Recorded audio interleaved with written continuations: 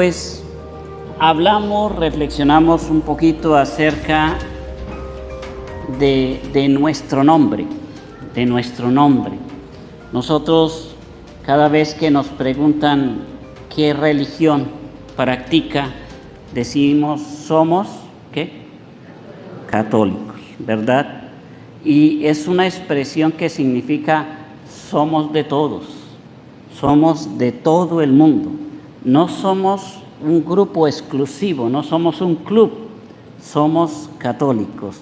Y es como esa tarea que viene haciendo el Señor, adoctrinando y ayudando al pueblo de Israel a entender ese sentido católico de la salvación. La salvación no pertenece a un grupo específico. El Señor vino a entregar su vida por la salvación absolutamente de todos, no de unos poquitos, sino la salvación de todos. Y por eso es importante que nosotros reflexionemos desde el Antiguo Testamento cuál era el pensamiento de Dios,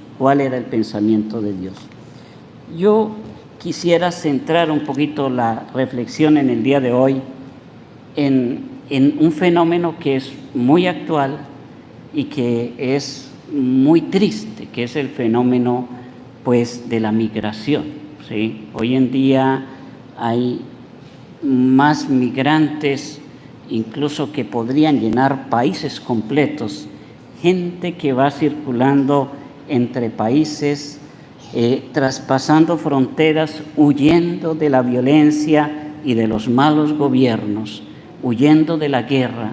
Y hay tanta gente, pero tantos miles y miles de personas, millones de personas que están en esa situación, que prácticamente hoy en día es terrible es saber que incluso ni siquiera juntando la Primera Guerra Mundial y la Segunda Guerra Mundial del siglo pasado podríamos juntar tanto inmigrante suelto por el mundo. Ahora les tenemos un nombre a ellos, ¿no? A ellos les decimos refugiados. Y aquí en Estados Unidos tenemos muchos refugiados de varios países, de Ucrania, de Venezuela, de muchos lugares.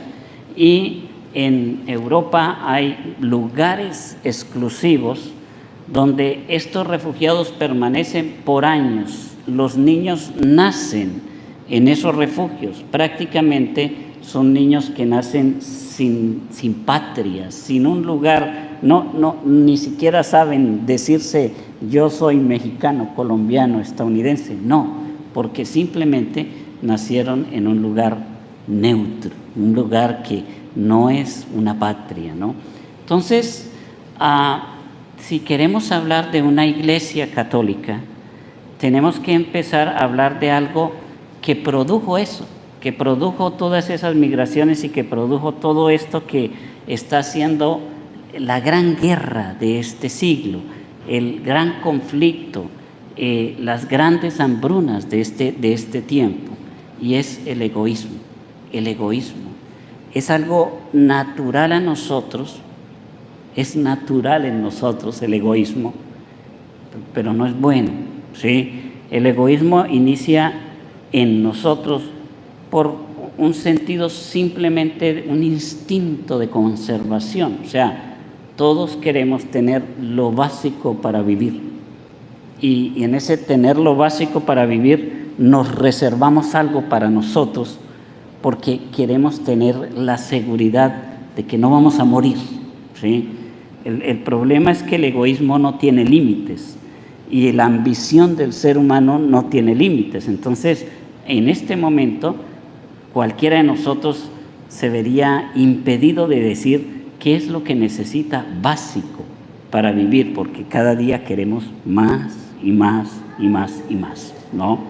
Entonces, vivimos en ese egoísmo, y si vemos a nivel mundial cómo se maneja lo de los extranjeros, porque hoy el Evangelio habla de extranjeros, la primera lectura habla de extranjeros, ¿sí? Si miramos cómo se maneja lo de los migrantes, se maneja con unos sistemas de odio, ¿sí? Es decir, el país a donde llega el migrante es un país que se siente agredido. Se siente agredido porque esa persona que viene de otro lugar le va a quitar su trabajo, le va a quitar sus derechos, le va a quitar los beneficios del Estado y entonces se va a quedar con todo. Ese es como el pensamiento. Ahí empieza Jesús a hacer la pedagogía de la transformación de la sociedad, porque la primera expresión que le dice Jesús a esta mujer cananea es incomprensible. No está bien quitarle el pan a los hijos y tirárselo a los perros. Una expresión que no esperaríamos que saliera de la boca de Jesús. Pero Él no está afirmando eso. Él está empezando, con esa afirmación, está empezando a hacer su pedagogía para transformar el corazón y para transformar el pensamiento del ser humano. Es lo que nosotros pensamos, ¿no? El pan de los hijos, no dárselo a nadie más, solo para los hijos. Ahora, si nosotros que somos migrantes, que estamos aquí en Estados Unidos, sentimos a veces el peso como de la discriminación, porque yo creo que más de uno se ha sentido discriminado acá, ¿sí? Sin embargo, no es culpa de los que están acá. Quienes viven en México discriminan a los que vienen de Centroamérica.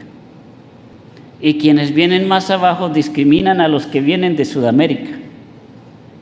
Hace poco acabo de llegar de Colombia y es triste ver, porque la situación es crítica, sigue siendo crítica, la situación de Venezuela sigue siendo bastante crítica y hay mucha gente de Venezuela en Colombia, pero lo triste no es que estén ahí o que no haya nada que hacer o que tengamos como un conflicto social. Lo triste es la manera como la gente en Colombia empieza a referirse al venezolano, de una manera despectiva, de una manera humillante, y es triste.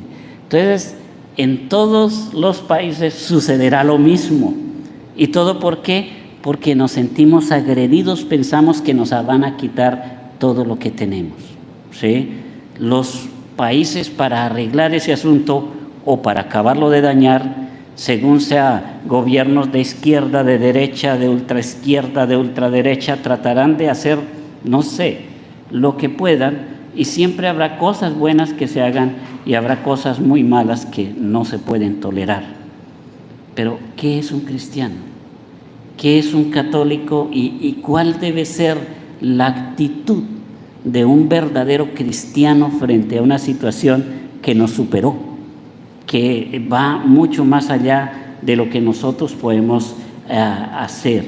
Y el Señor en el día de hoy, en la primera lectura, nos dice que el profeta Isaías nos da como la respuesta, ¿no? Velen ustedes por los derechos de los demás. No se queden solo velando por sus propios derechos. Abandonen el egoísmo. Empiecen a ser altruistas, empiecen a ayudar a los demás, velen por los derechos de los demás y practiquen la justicia, no mirando a quién, no mirando si se lo merece o no se lo merece, sino simplemente sea justo con todos, sea honesto con todos. Y dice, porque mi salvación está pronto a llegar. Dice el Señor, y estaba hablando a los judíos, un pueblo cerrado, un pueblo que se creía, bueno, era el pueblo de Dios. Por eso cuando Jesús habla de los perritos, está refiriéndose a las expresiones con las que el pueblo de Israel llamaba a los otros pueblos, les llamaba como perros, ¿sí? Porque sentían que ellos eran los únicos hijos y los demás eran basura, ¿sí? Entonces, ellos se creían el único pueblo de Dios. Y empieza desde el profeta Isaías, el Señor a tratar de cambiar la mentalidad del pueblo elegido. Y empieza a decirles, porque mi casa será casa de oración para todos los pueblos, no solo para un pueblo. La mujer que fue a buscar a Jesús era una mujer cananea, era una mujer extranjera que venía de un pueblo que tenía la fama de ser un pueblo idólatra, brujerías y cosas de esos. Y esa mujer va y le pide a Jesús. Jesús parece que no le escucha. En un principio dice la misma palabra de Dios, no le contestó ni una sola palabra. Y uno diría, bueno, yo no sé, ese día Jesús estaba cansado o no quería hacer milagros, yo no sé, porque primero no le contesta una sola palabra y después le dice que no está bien darle la comida de los hijos a los perritos. Pero el Señor está haciendo un proceso de una manera pedagógica, va a descubrir la fe de esta mujer. Primero, es una mamá. Es una mamá y las lágrimas de las mamás siempre van a ser salvación para los hijos, especialmente cuando una mamá sufre por un hijo, cuando una mamá entrega a Dios la situación por la que está pasando el hijo. Esas lágrimas, ese dolor son la redención del hijo. Recuerden lo que pasó con Santa Mónica y San Agustín, ¿no? Son años en los que la mamá estuvo pidiendo, llorando por la conversión de su hijo y finalmente se logró. Pero no se logró cualquier conversión. San Agustín termina siendo un gran doctor de la Iglesia, un gran pilar de la doctrina de la Iglesia. Y es lo que debemos entender cuando el Señor pareciera que no escucha, cuando el Señor pareciera que no presta atención, lo que está es dando el tiempo suficiente para preparar la conversión, para preparar a la persona en fe, para darle no una simple conversión, sino darle la mejor de las situaciones que puede tener en ese momento la persona, ¿no? Entonces, Jesús como que no escucha. Luego son los apóstoles, que es muy importante, la intercesión, la oración de intercesión. Los apóstoles que le van diciendo a Jesús, escúchala, ¿sí? Cuando nosotros hacemos la oración después de la homilía, siempre hacemos nuestra oración de los fieles y al final de cada oración, de cada petición decimos, escúchanos Señor, ¿sí? Entonces los apóstoles están haciendo la oración de intercesión, le están diciendo a Jesús, escúchala por favor, ¿sí? Y Jesús la escucha, pero sigue esa tarea de descubrir la fe profunda que hay en esa mujer. Cuando le dice esa expresión, no es bueno darle el pan de los hijos a los perritos, ella dice, pero los perritos pueden comer de las migajas que el amo tira de su mesa. Inmediatamente el Señor le da la respuesta que ella siempre esperó. Qué grande es tu fe. Y es tan grande la fe de esa mujer cananea, extranjera, idólatra si la quieren llamar, que es más grande que la fe de los que se llamaban hijos. Porque muchas veces los que están cerca tienen menos fe de los que pensamos que están muy lejos, ¿no? Y entonces a veces caemos en esa tentación, pensar que como somos los que venimos a misa, que como somos los que hemos celebrado los sacramentos, que como somos los que estamos cumpliendo los mandamientos y haciendo lo posible por llevar una vida bien, no puede haber afuera alguien mejor que nosotros. Y sí puede haber. Entonces, esa universalidad de la salvación está reflejada en este texto, en el que Jesús simplemente salva a esa mujer, aunque pareciera que no lo merece, ¿sí? Aparentemente pareciera que no lo merece, pero finalmente hay que entender que la salvación solo viene a los que pensamos que no la merecemos, porque realmente no hay un solo ser humano merecedor de la sangre de Cristo.